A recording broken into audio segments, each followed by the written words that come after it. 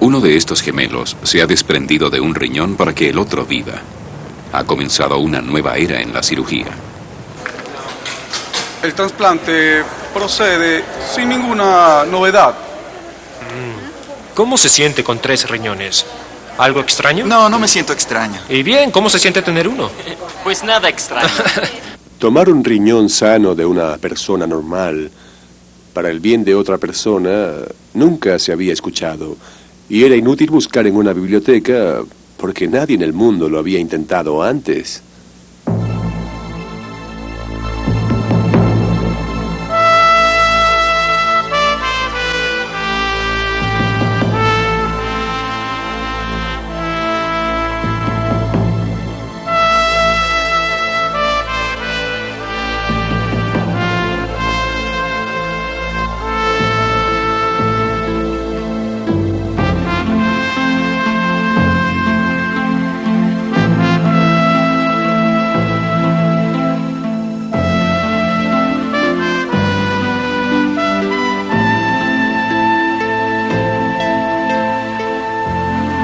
El valor de fracasar.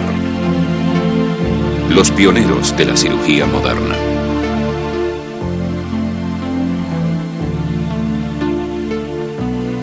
Un regalo de vida.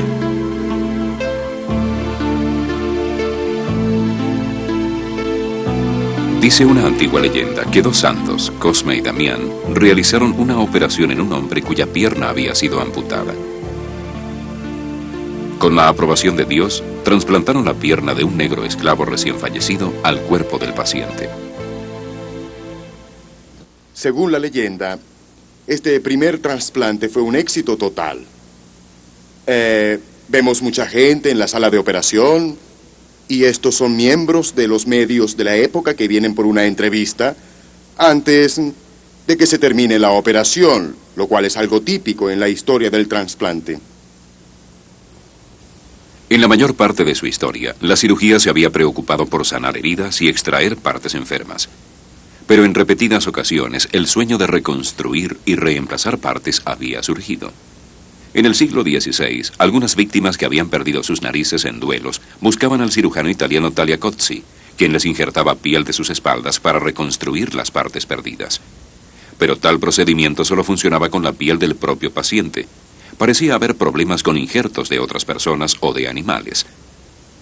Hasta con la sangre, los primeros intentos de transfusión con animales fueron desastrosos, y la transfusión entre humanos solo fue segura cuando se identificaron los grupos sanguíneos en el siglo XX. Hace más de 80 años, Alexis Carrel fue aún más lejos. Adelantándose a su época, trasplantó riñones y corazones entre animales y entre distintas especies de animales. Pero siempre terminaban en fracasos.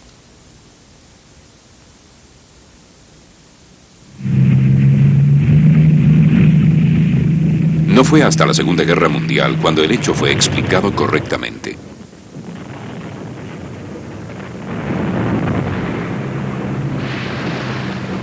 Los aviadores eran ingresados con quemaduras masivas.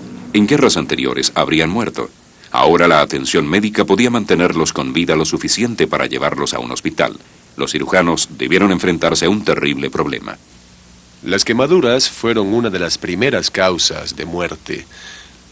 A veces se quemaban el 60% de sus cuerpos y llegaban del campo de batalla pidiendo primero un cigarrillo, pues sabían, y también los cirujanos, que esa persona moriría en 24 o 48 horas. No resistiría. Lo que hacía falta era un modo de remover la piel de la persona y darle, digamos, un nuevo traje de piel. Este fue el problema que abordó un joven científico de Oxford, Peter Medawar. A comienzos de los 40 fue enviado a una unidad especial para casos de quemaduras en Glasgow, para investigar si se podían salvar vidas con injertos de piel nueva. El paciente puede tener quemaduras de tal extensión que no le quede piel propia sana para cubrirlas. Sabemos que si se toma piel del dorso de una mano y se coloca sobre la otra mano, un trasplante de la propia piel funciona muy bien sin ningún problema. Pero Gibson y Medawar estaban intentando algo mejor. Entre otras cosas, tomar piel de un hermano del paciente, o tal vez de una persona muerta o un cadáver reciente, e injertarla. Trabajando con Tom Gibson, un cirujano plástico, Medawar trató de cubrir las quemaduras con piel de otra persona, pero simplemente no funcionó. En un periodo de unos 7 días se marchitaba y se escamaba. Su objetivo inicial era tratar de cubrir la quemadura del paciente con piel de otra persona. Medawar vio que esto no funcionaba, así que fue a su laboratorio y describió lo que se conoce como respuesta al segundo injerto y demostró que esto era un proceso inmunológico. Si tomamos 2 animales y ponemos piel del primero en el segundo animal, el primer injerto es rechazado en unos 7 o 9 días. Pero lo que Medawar descubrió, y siempre la ciencia con su hermosa sencillez, fue que el segundo injerto fue rechazado en unos 4 días y a veces de inmediato. Lo que el segundo injerto sugirió fue que se había desarrollado una sensibilidad inmunológica y de allí Medawar, que luego fue caballero, ganó el premio Nobel por su obra junto con otras personas, demostró que esto era la llamada respuesta inmunogenética. Medawar había demostrado que era imposible trasplantar piel de una persona a otra. El rechazo era un inevitable proceso inmunológico. El cuerpo trataba el injerto como si fuera un virus indeseable, como el de la gripe. Y lo que era cierto para la piel, lo sería para todo aquello que el cirujano intentara trasplantar. El rechazo de la piel es inmunológica, bioquímica y biológicamente igual al rechazo de un riñón, un corazón, un hígado, lo que sea. Así que se trataba de la inmunología de los trasplantes. Por paradójico que parezca, el rechazo de un órgano injertado que tanto inquieta a los cirujanos es el intento del cuerpo por curarse del injerto. El injerto es tratado como una enfermedad y el rechazo es la cura de ese mal. Parecía que la leyenda de Cosme y Damián era científicamente improbable. Separar a todos los individuos era un obstáculo que parecía insalvable. El mismo obstáculo que impidió el tratamiento de las víctimas de quemaduras también actuó contra otros accidentes de guerra.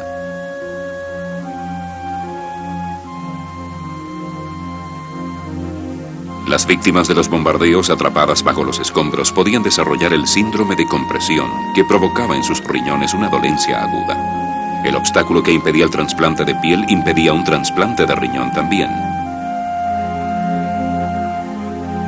Y fuera de la guerra, miles de personas sufrían de afecciones renales incurables. Aceptar el obstáculo de Medawar era un consejo inaceptable. Debía existir una forma de superarlo. Un pequeño hospital en Boston, el Peter Bent Brigham, sería el pionero de este esfuerzo. Localizado en la capital médica del mundo y parte de la Escuela de Medicina de Harvard, fue un grupo de sus cirujanos y médicos investigadores quienes decidieron intentar el trasplante de riñón.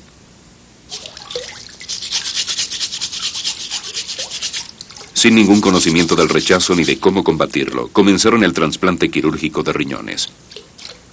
Los colocaban en el muslo, de donde podrían removerlo fácilmente en caso de que algo saliera mal, dejando al riñón enfermo del paciente en su lugar.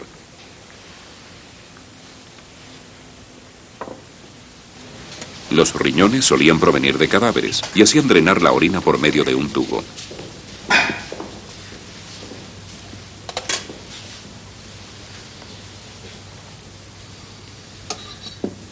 Muchos de los primeros casos murieron por rechazo, pero 1 o 2 sobrevivieron por largos periodos de tiempo.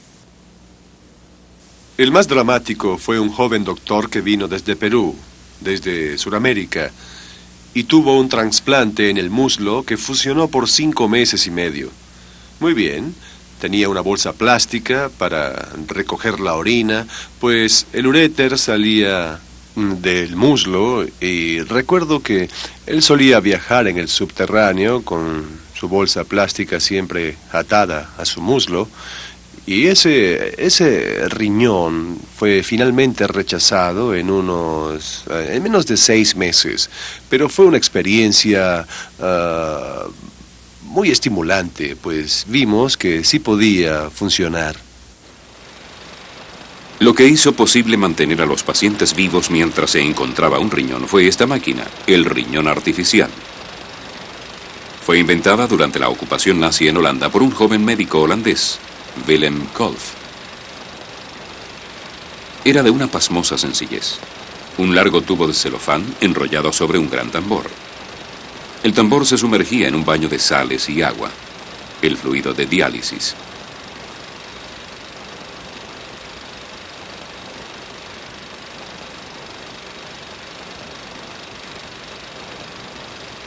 Luego, girando lentamente el tambor, la sangre del paciente recorría todo el tubo y así era liberada de productos de desecho, como un riñón de verdad.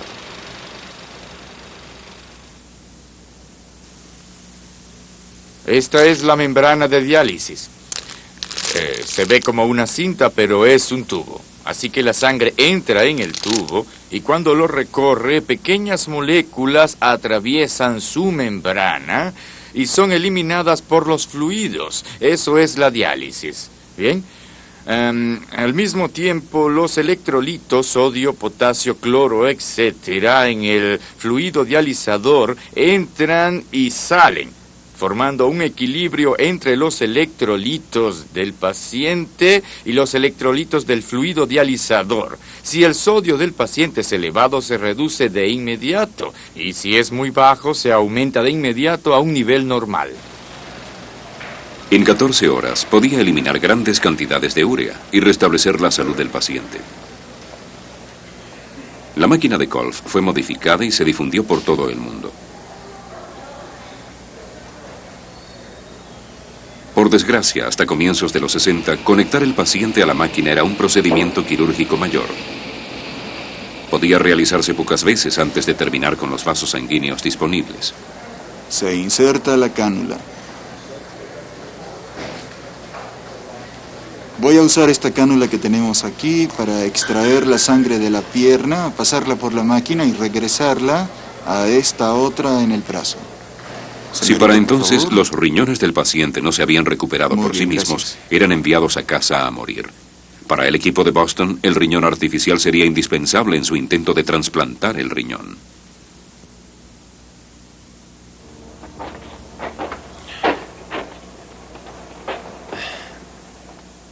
Bien, aquí lo tenemos. Sic Transit Gloria. Este fue el primer riñón artificial que funcionó en los Estados Unidos. Y vino a parar aquí entre la chatarra. Este era el aparato que permitía mantener vivos a los pacientes, con dolencias renales crónicas hasta lograr el trasplante. Es importante decir que sin esta cosa habría sido imposible comenzar los trasplantes, pues en estos días no se podía obtener donantes vivos, se usaban cadáveres. Y de allí que debiéramos tener a los pacientes en forma con este viejo barril rotador hasta que apareciera el cadáver. Pero aún no se hallaba la forma de vencer el rechazo. Ingenuamente, el equipo de Boston intentó trasplantar los riñones en una bolsa plástica, con la esperanza de que esto ayudara. Bien, hay una serie de asuntos filosóficos al respecto. Se decía que aún no se podía hacer ese trabajo, sería prohibido por el Comité de Asuntos Humanos o la Administración de Drogas y Alimentos. Tal vez sí, pero esos pacientes sufrían mucho y había necesidad de intentarlo. Los cirujanos de Boston no estaban solos. En París, 2 equipos trabajaban en otras condiciones, dispuestos a intentarlo. Yo dije, sí, es muy sencillo, solo conectar 2 vasos y sí, acepto hacerlo. Pero, ¿cómo? ¿Cómo conseguiremos los riñones? Y yo dije, no hay salida. Debemos ir a la prisión. La senté. Yo llamé al director de la prisión preguntando si tenía algún condenado a muerte. Me dijo sí. Bien, le dije, ¿podría tomar sus riñones? Sí, señor, sí, sin duda. Morirá, no importa, tómelos. Era en realidad una aventura dramática, porque entonces tomábamos los riñones de prisioneros que estaban condenados a la guillotina. Así que era un asunto bastante doloroso. debíamos presentarnos al momento de la ejecución para llevar y preparar el cuerpo en una sala vecina. Y yo confieso que no tenía el suficiente valor para eso. El equipo de Cus a veces competía con Dubos por los riñones de los guillotinados. Era preferible usar el riñón izquierdo que el riñón derecho, porque el izquierdo tiene una vena más larga y la técnica operatoria es más fácil. Mi amigo Tanturier había apostado con la otra persona que venía por el otro riñón y que se llamaba Economó. Y como era un jugador con mucha maña, sacó un juego de cartas y apostaron con ellas quién tomaría el riñón derecho y quién tomaría el riñón izquierdo. Y como era muy tramposo mi amigo, había arreglado las cartas de modo que él mismo pudiera obtener el rey de corazones y el otro el 3 de trébol y así ganar el riñón derecho. Pero la naturaleza no le dio la razón, pues al abrir el cuerpo para tomar los riñones, por desgracia, el riñón izquierdo, que tanto habíamos deseado, no tenía una, sino 3 arterias, lo que complicaba considerablemente la técnica operatoria. Aun cuando el riñón estaba en buenas condiciones y la cirugía era perfecta, los trasplantes fracasaban por el rechazo. Tal como ocurrió en Boston. El pesimismo comenzó a crecer y el entusiasmo decayó. Lo que había comenzado como un intento por salvar a los aviadores quemados con injertos de piel terminó en fracaso. Los riñones, como la piel, no podían salvar la barrera inmunológica del individuo. Pero los cirujanos plásticos familiarizados con los injertos de piel como Archibald McIndoe sabían que había una rara excepción en la naturaleza, donde el injerto de piel era posible entre gemelos univitelinos. En 1947 se le pidió que usara sus habilidades en este campo para acabar con una sorprendente disputa familiar en Suiza que involucraba a 3 niños de 6 años. Los 3 niños habían nacido en el mismo hospital la misma noche. 2 eran gemelos idénticos, el otro totalmente extraño. Por algún terrible error, 2 extraños fueron llevados a casa. Por 6 años el error se mantuvo oculto, hasta que los 3 niños comenzaron a estudiar en la misma escuela en Friburgo. Comenzó la escuela y terminó en aquella procesión de Fête Dieu, o fiesta de Dios, por así decir, el primero de junio. Cuando todos los niños de la escuela de Friburgo van a un desfile, y allí mi padre decidió tomar una película y le pidió a la madre de Charles, su madre errada, que le permitiera filmarnos juntos, caminando frente a la Catedral de San Nicolás, en Friburgo. Cuando nos vio caminar de frente a la cámara, con la misma vacilación, con la misma sonrisa y las mismas rodillas, sobre todo, como nos dijo después, se convenció de que había ocurrido un error, que había algo extraño. Y cuando le preguntó a la señora dónde había dado a luz el bebé, en el mismo hospital, qué día, el mismo día, qué doctor, el mismo, se sintió muy frustrado. Los 3 niños fueron traídos a este hospital y se sometieron a una serie de pruebas, todo, desde las huellas dactilares hasta los dientes. Pero la prueba final que aplicó McIndoe fue el intercambio de piel entre los 3. El injerto de Philippe a Charles fue aceptado, pero el de Philippe a Paul no. Hoy en día, casi 40 años después, la zona injertada entre los gemelos sigue allí, la prueba concluyente de que Philippe y Charles son hermanos gemelos. La corte ordenó el cambio de los niños. Charles ganó un hermano y Paul lo perdió. Hasta ahora, Philippe y Charles llevan el injerto en sus cuerpos. Por lo que a la naturaleza concierne, ellos son el mismo individuo y no hay barrera que los separe. Si se podía intercambiar piel entre estos 2 gemelos, ¿no sería posible en otros gemelos trasplantar algún otro órgano como un riñón para salvar una vida?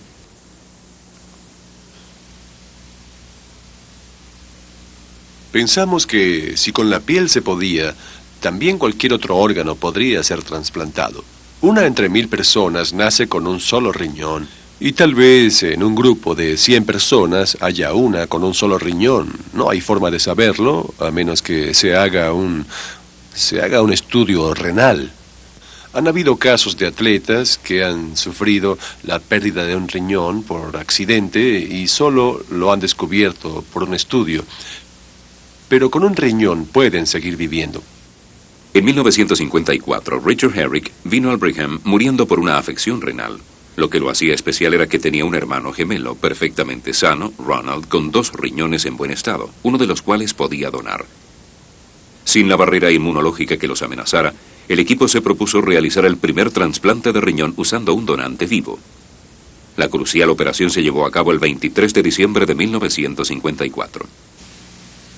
En unos 10 segundos, la orina comenzó a fluir de la uretra. El paciente había retenido mucho fluido y estaba orinando copiosamente por todo el campo, regando todo el piso. Las enfermeras tuvieron que limpiarlo hasta que conectamos la uretra con la vejiga. Eso ahora es algo muy normal. Se espera que el riñón funcione. Pero este era el primero y fue muy emocionante. En una semana se veía como una nueva persona y no podíamos creer en la transformación que había ocurrido. Toda operación anterior a esta consistía en sopesar lo bueno y lo malo para el individuo involucrado. Pero tomar un riñón sano de una persona normal para el bien de otra persona nunca se había escuchado y era inútil buscar en una biblioteca porque nadie en el mundo lo había intentado antes. Al hacerse famoso el hospital, muchos otros gemelos llegaron de todas partes del mundo. En los años siguientes, los doctores de Brigham controlaron el regalo de vida de un gemelo a otro. Para ellos, al menos, la leyenda de Cosme y Damián se hacía realidad. La única esperanza estaba en que tuviera una hermana gemela, y mi esposo dijo al médico que así era. No estábamos seguras de ser univitelinas, así que nos hicieron la prueba del injerto de piel y todo eso para comprobar entonces que sí éramos en realidad gemelas univitelinas. Sí, nos dijeron que debíamos viajar a Boston, pues era el único lugar donde se hacía para entonces y que ella podía darme un riñón. Llegaron aquí en mayo de 1956. Una de ellas sufría de una afección renal y se había mantenido viva por medio del riñón artificial. Su hermana era perfectamente normal y estaba dispuesta a darle un riñón. Ambas se habían casado recientemente, unos 3 meses atrás. Pues bien, hicimos la operación y todo marchó estupendamente. Ella volvió a Oklahoma, pero se mantuvo en contacto. Las personas con enfermedades renales sufren alteraciones hormonales y las mujeres tienden a presentar periodos menstruales irregulares. Por eso, ella no comprendió que estaba embarazada hasta que pasaron 3 o 4 meses. Al principio no sabía que lo estaba, pero mi doctor me dijo que sí y entonces llamó al doctor Murray en Boston. Él le dijo que debía viajar de inmediato para tenerlo allá. Él quería observarme. Así que llegué allá en enero y me quedé hasta que John nació en marzo. Realizamos una cesárea por precaución, pues quería comprobar con mis dedos que la cabeza del niño no estuviera chocando con el riñón.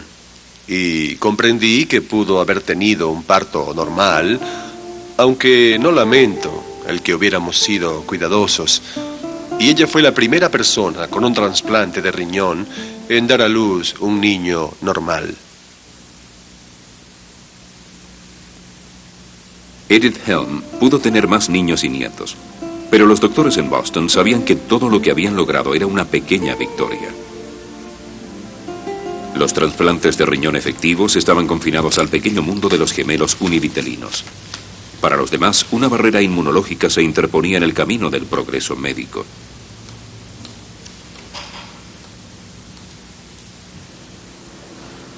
Pero había un rayo de esperanza. Peter Mellowar halló una forma ingeniosa de salvar la barrera inmunológica. Normalmente, un ratón blanco y uno marrón rechazarán un injerto de piel entre ellos. Pero Medawar pensó que las cosas podían ser diferentes al nacer.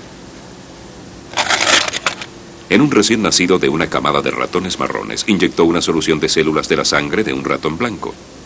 Al crecer el ratón marrón, aceptó un injerto de piel del mismo ratón blanco. La barrera se había vencido.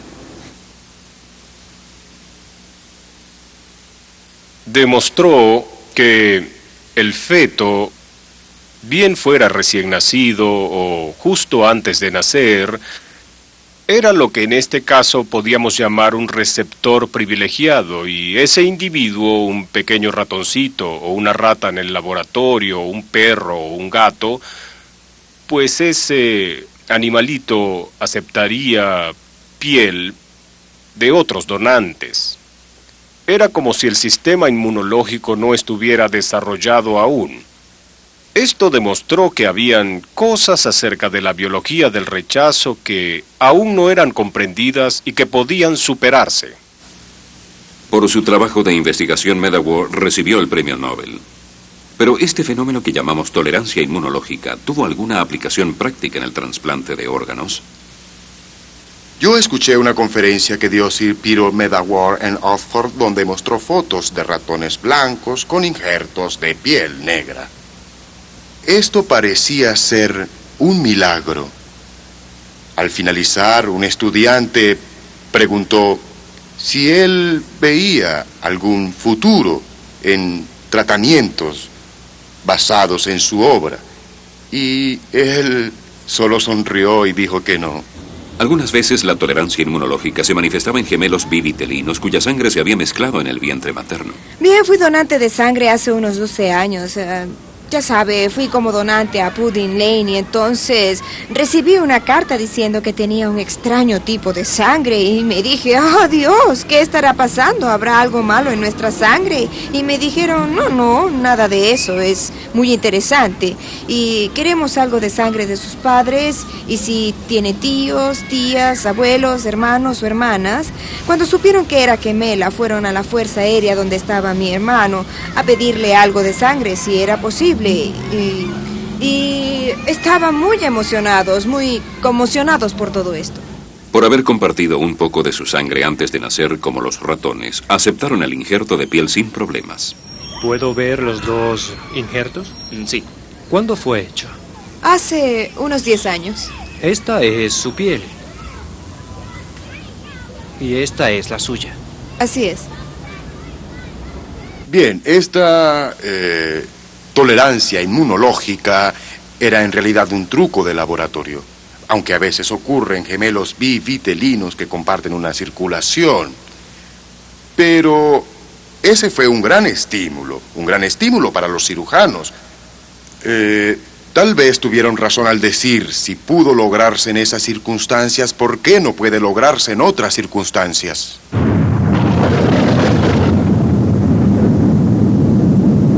En la práctica solo se conocía una forma de tolerancia inmunológica inducida y era bastante terrible. En Hiroshima se había notado que el sistema inmunológico de los sobrevivientes se hallaba destruido por las radiaciones. Los cirujanos pensaron que si los pacientes se exponían a una dosis de radiación no fatal, podrían aceptar un trasplante de riñón. Pero la radiación tenía graves efectos secundarios. Sí, eso deja al paciente muy enfermo, porque la radiación lo daña todo. El sistema inmunológico, el tejido intestinal y muchos otros tejidos. Era un tratamiento muy violento, que no tuvo casi éxito en casos de trasplantes de riñón. Entre los años 54 y 62 hicimos radiación total en algunos pacientes. Y claro, eso nos hacía pensar en la bomba atómica, las víctimas de Hiroshima, en la terrible carga de una radiación total y en la inhibición de la inmunidad. Y es interesante que tuvimos pacientes que casi lo hacen, pero no pudieron, pues murieron. La radiación afectaba todo el sistema inmunológico y los pacientes quedaban expuestos a la infección. Debía hallarse un modo de actuar sobre la parte del sistema involucrado con el rechazo al riñón. Y nuevamente fue en una guerra donde se halló una clave. Una terrible arma usada en la Primera Guerra Mundial, el gas mostaza, atrajo la atención de los investigadores del cáncer, quienes notaron que este gas podía controlar la proliferación de glóbulos blancos en la leucemia. La investigación condujo a una serie de drogas anticancerosas. Y en 1959 apareció un reporte mostrando que una de esas drogas también suprimía la respuesta inmunológica. Tal vez podría eliminar el obstáculo. Cuando fue suministrada a perros con trasplantes de riñón, la droga impidió el rechazo mucho mejor que la radiación. Trabajando juntos en Boston, Roy Cohn y Joseph Murray comenzaron a tener cada vez mayores éxitos, con perros que primero sobrevivían por semanas, luego meses y después hasta por más de un año. Murray se preparaba para intentarlo en humanos. Solo usábamos riñones que de todas formas serían desechados en pacientes que de otro modo habrían muerto sin remedio. Los primeros 2 pacientes con trasplante murieron con los riñones funcionando, pero murieron por la toxicidad de la droga. Y nuestro tercer paciente, con 1/4 de la dosis usada, sobrevivió con un trasplante cadavérico. Sobrevivió por más de un año. Se publicó en la Revista Médica de Nueva Inglaterra en junio del año 63 y fue el artículo clave que impulsó el trasplante en todo el mundo. El riñón se convirtió en el primer órgano en ser trasplantado atravesando la barrera, y estos son algunos de los primeros beneficiarios. Ahora, los riñones de algunas víctimas de accidentes eran usados en trasplantes. Las drogas inmunosupresoras y las técnicas de clasificación de tejidos aumentaron las probabilidades de supervivencia. En cuestión de años, una operación experimental pasó a formar parte de la medicina clínica. Si la barrera había sido eliminada para el riñón, ¿por qué no para otros órganos? Hacia 1964 se trabajaba sobre el hígado, pulmones y el mayor de todos los premios, el corazón humano. El corazón era muy diferente, porque el corazón oculta algo mágico en él. Tiene que ver con el alma, con la vida y todas esas cosas. Nunca hubo esa misma actitud, digamos, hacia el riñón, ya que este no se mueve, no hace nada, es un órgano aburrido. No hay nada grandioso en la orina, ¿verdad? Siempre han existido muchas leyendas ligadas al corazón. Se han dicho muchas cosas sobre él. Se ha tenido como el centro de... se pensaba que la personalidad estaba en el corazón. Todos pensaron así por muchos años. Y era algo inimaginable que se pudiera extraer y reemplazar por otro, y que funcionara. Esto era algo fantástico. Sí, se sabía que se podía hacer con el riñón, se había intentado con el hígado, también con los pulmones hasta el momento, pero el corazón siempre había sido algo especial, y por eso los especialistas tienen también esa aura a su alrededor, porque trabajan con algo que a los ojos de la gente, de la comunidad, es algo especial. Los cirujanos cardiólogos sabían muy bien cómo reparar un corazón, pero extraer uno y reemplazarlo con otro era demasiado peligroso. Cuando extraemos el corazón, todo lo que queda es un hueco en el pecho. Y debemos poner algo pronto allí, si no queremos un paciente muerto. Esto es por un lado. Por el otro, el riñón no tiene que funcionar inmediatamente bien. Por ejemplo, un riñón a veces no funciona por 3 semanas. El paciente se mantiene por diálisis hasta que el órgano realice sus funciones normalmente. Pero el corazón, cuando se quitan las pinzas y luego que el paciente es retirado de la máquina de corazón y pulmón, debe funcionar. Los cirujanos del corazón eran los reyes de la cirugía. Ellos eran una clase aparte. Mantén tus manos alejadas de la luz, no me dejas ver. No sé por qué insistes en poner tus manos frente a mí. No sigas colocando tu mano en mi campo visual. Tenían una enorme seguridad basada en una extraordinaria serie de éxitos. Hacia mediados de los 60 tuvieron el más alto perfil entre las distintas ramas de la medicina, y hombres como Michael DeBakey, que a diario salvaba las vidas de la realeza y las estrellas de cine, se convirtieron en figuras públicas. Investigadores como Walt Lillehei guiaron una audaz campaña sobre el corazón, considerado un órgano inoperable, y triunfaron. Prácticamente todo defecto podía ser reparado. Válvulas artificiales reemplazaban a las defectuosas. Las arterias podían reemplazarse con sustitutos sintéticos.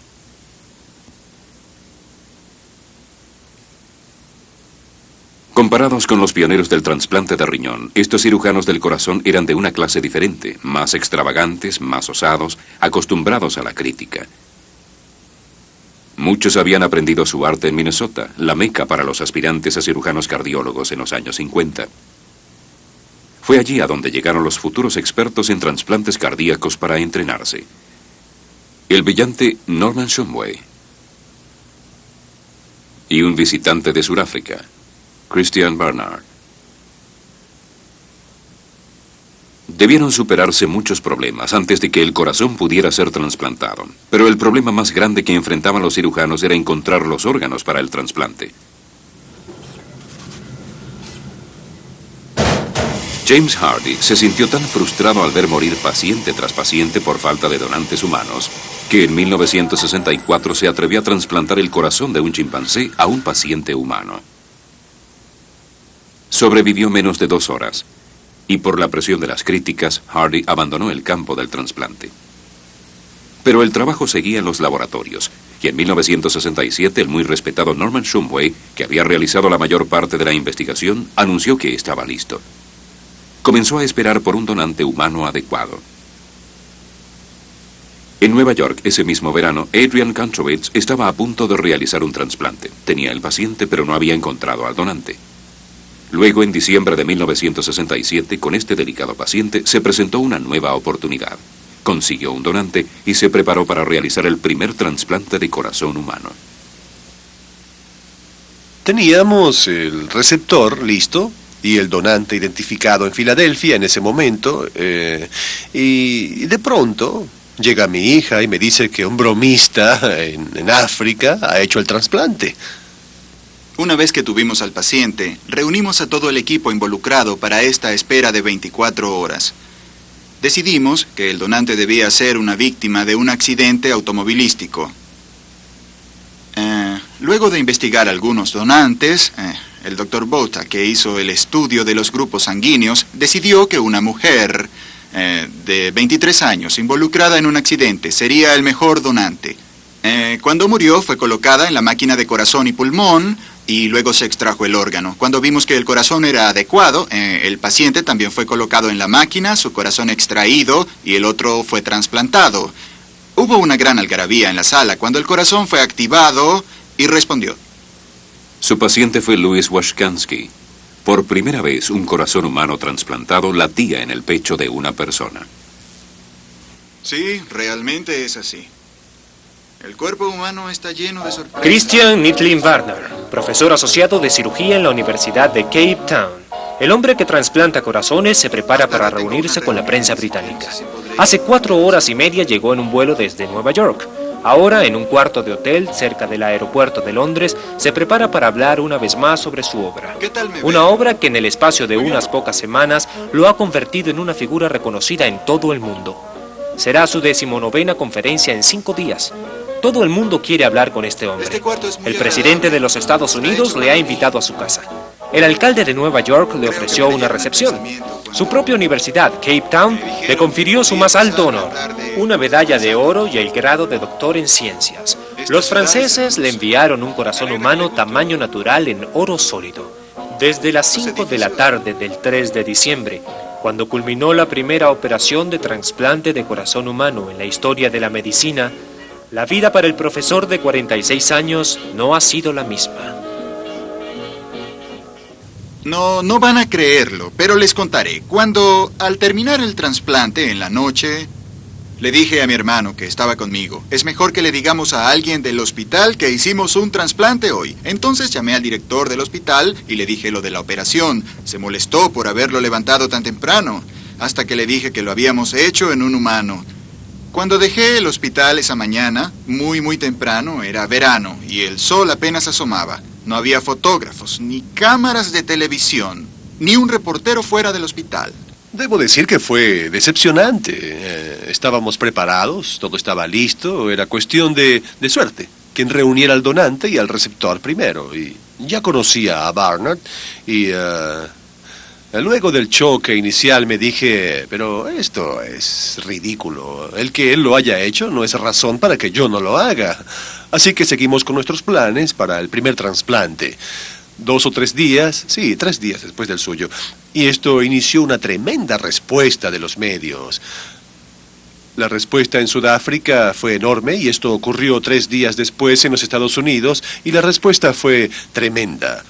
Fue algo incontrolable. Había gente de la televisión y la prensa por todo el hospital. Fue una gran experiencia. Doctor, una pregunta. Los periódicos dicen que el doctor Blackburn no sobrevivirá a...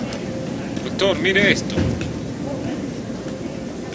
La mayor parte de la gloria se centraba en Christian Barnard, un desconocido cirujano de Sudáfrica que ya se preparaba para su segundo trasplante. Para los cirujanos norteamericanos acostumbrados a los laureles, era difícil de aceptar. Oh, claro que estaba envidioso porque sentía que... No era envidia porque lo hubiera hecho, sino por el hecho de que no fuera en este país, porque el grupo del Dr. Shumway estaba listo para hacerlo, al igual que otros 4 o 5 grupos en el país. Hubo una cierta decepción en el sentido de que todo el trabajo experimental se había hecho en los Estados Unidos y sentimos en nuestro grupo que debió ser un norteamericano el primero en hacerlo. Es algo que me sorprende. No sé por qué pensaron que debió hacerse en Estados Unidos, habiendo centros por todo el mundo listos para hacerlo y cirujanos tan capaces como los de aquí. Eso me sorprendió. Estuve en algunas reuniones donde ciertos cirujanos se levantaron y dijeron que había robado la técnica de Shumway y que no debí ser el primero en hacer el trasplante. Bien, pero no creo que exista el genio aislado. Tomamos ideas de todo el mundo. Y yo admito que tomé ideas de Shumway, sobre todo en el diagnóstico del rechazo. Pero en cuanto a la técnica se refiere, el primero en describirla fue Sir Russell Brock en la Gaceta del Hospital de Guy. Luego nosotros la modificamos ligeramente y esa es la técnica que usamos hoy. De modo que ellos no contribuyeron en la técnica que usamos en el presente. Y otro detalle interesante es que nuestros resultados iniciales fueron mucho mejores que los suyos. El primer paciente de Barnard vivió 18 días. Las poderosas drogas suministradas para suprimir el rechazo lo debilitaron y murió de neumonía. Pero el paciente de Kantrowitz murió apenas a las 6 horas. El siguiente norteamericano en intentarlo fue el hombre a quien Barnard le había robado la escena, Norman Shumway.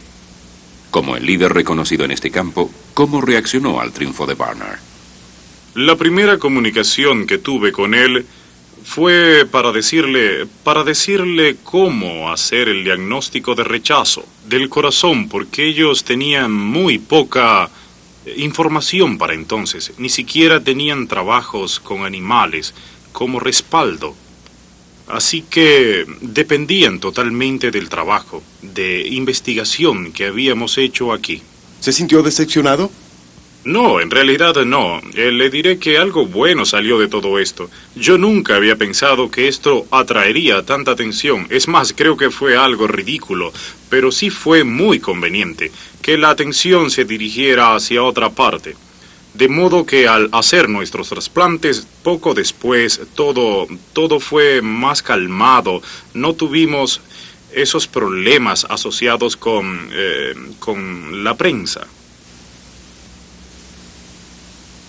Pero a pesar de la experiencia de Shumway, después de 15 días su paciente se debilitó y murió.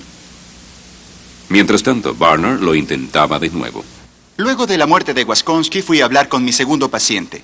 Quería que lo supiera todo. Fui a hablar con él 1 hora después de la muerte de Waskonsky.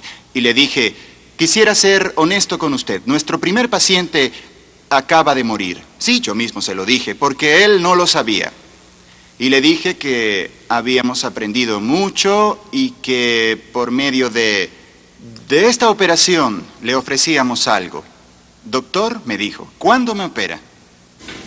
El 2 de enero de 1968, Barnard trasplantó un corazón a un dentista, el doctor Philip Bleiberg. ¿Cuánto tiempo duró la operación? No sé cuánto tiempo duró. Ni siquiera sé cuándo comenzó. La verdad no sé cuánto tiempo pasó. Pueden preguntar al doctor Zemsky, el anestesiólogo. Él lleva el tiempo. ¿Y cuál es la condición del paciente? Es estable. Bleiberg viviría por más de 1 año y medio. Para muchos pacientes se convirtió en un símbolo de esperanza. Mientras vivió, los trasplantes de corazón ganaron credibilidad y cualquier foco de crítica era sofocado por la presión de los pacientes que deseaban una operación similar. Por supuesto, señor, que respetaremos su identidad, pero ¿puede usted decirnos cuál ha sido su reacción a todo lo que ha dicho el Dr. Barnard esta noche y en especial a lo que se ha comentado? He seguido al profesor Barnard en todo este asunto y esto me aterra porque espero desde 1962 por una vida que creo que un nuevo corazón me puede dar. Lo que él ha hecho por un hombre en Sudáfrica puede hacerlo por mí. Puedo llegar a vivir una vida nueva en lugar de esto. Por todo el mundo, miles de pacientes clamaban por la nueva operación. Hasta los prudentes británicos saltaron al escenario. Este es el equipo que ayer realizó la primera operación de trasplante de corazón en Gran Bretaña. Aquí están todos, cirujanos, médicos, todo el equipo que con su habilidad, devoción y valor ha hecho historia en la medicina británica. Para el último boletín sobre su condición, vamos a pasar ahora al Hospital Nacional del Corazón para oír a uno de los médicos que se hallan en la sala de recuperación a unos muy pocos metros del paciente. Doctor, ¿puede oírme? Sí, le escucho muy bien. Le habla Raymond Baxter desde el estudio de televisión. ¿Cómo está el paciente, el señor West? Pues él ha reaccionado muy bien hasta el momento. Él está... Con la euforia, pocos hospitales intentaron proteger la privacidad de los pacientes. ¿Y habló con él? Sí. Pero ahora, en las últimas 72 horas, han sido realizadas otras 2 operaciones de trasplante de corazón, como pueden ver en los periódicos. Una fue en Houston, Texas, la otra en California, ambas en los Estados Unidos. El doctor Norman Shonway, de la Escuela de Medicina de la Universidad de Stanford en Palo Alto, California, se encuentra al otro lado del teléfono. Preguntemos, ¿cómo está su paciente? ¿Hola? Lo siento, Raymond, perdimos la línea. Bien, hemos perdido la conexión con California. Espero que por el momento, ¿no? Intentemos con Houston, Texas, donde el doctor Denton Cooley se encuentra al teléfono. ¿Es usted, doctor Cooley? Sí, soy yo. Doctor Cooley, ¿cómo está progresando su paciente? Hemos recibido buenas noticias del paciente de Londres hace poco. Bien, creo que nuestro paciente ha reaccionado bastante bien ahora. Denton Cooley de Houston, Texas, era ampliamente reconocido como el cirujano del corazón más rápido del mundo, capaz de trasplantar un órgano en 20 minutos. En mayo tuvo su primer caso. Everett Thomas fue el primero de los muchos que tuvo. En Norteamérica los pacientes llovían sobre él tal como ocurría con Barnard en Sudáfrica, y ellos mostraban su gratitud abiertamente. El Dr. Cooley es el hombre de las manos de oro, el único con las manos de oro. Le dio vida a mi esposo. A pocas semanas de su trasplante, Louis Fierro volvió a trabajar en su venta de autos. Cuando los pacientes afectados por alguna cardiopatía veían escenas como estas, exigían también una oportunidad. Su entusiasmo impulsó la revolución que Barnard había iniciado. Hola, buenas noches. Buenas noches, doctor Barnard. En mayo de 1968 se realizó una conferencia sobre trasplantes en Boston, la cuna de los trasplantes de órganos. He tenido poco tiempo desde que salí para acá y realmente no tengo nada preparado. Solo puedo decir que me siento muy halagado por todo esto. Ustedes son muy gentiles. Gracias. Tienen un maravilloso aeropuerto aquí. Gracias. El orador estrella en la Escuela de Medicina de Harvard fue Christian Barnard, un hombre que 6 meses atrás era desconocido para el público y la mayoría de los cirujanos también. Estoy muy agradecido por haber sido invitado a esta ciudad. Es la primera vez que visito Boston por razones médicas y pueden considerarlo como una grave falla en mi educación, porque como dicen ustedes, uno puede distinguir... olvidé lo que dicen del hombre de Harvard. ¿Puede reconocer a un hombre de Harvard? Sí, puedes reconocer a un hombre de Harvard y no llegar a conocerlo. Mucho antes comenzó a ocurrir que un gran porcentaje de esos pacientes no sobrevivía a un año. Pero nos dominaba la euforia, pues este era un gran avance. Nos atrevimos a hacer lo inimaginable. Y no solo tuvimos éxito, sino un éxito brillante. Por ello nos dominó una gran euforia y luego una gran decepción. La gran decepción era esta. Los pacientes con trasplante de corazón no vivían mucho tiempo. Pasarían muchos años antes de que lo lograran. Doblado al español en Estudios Line, Caracas, Venezuela.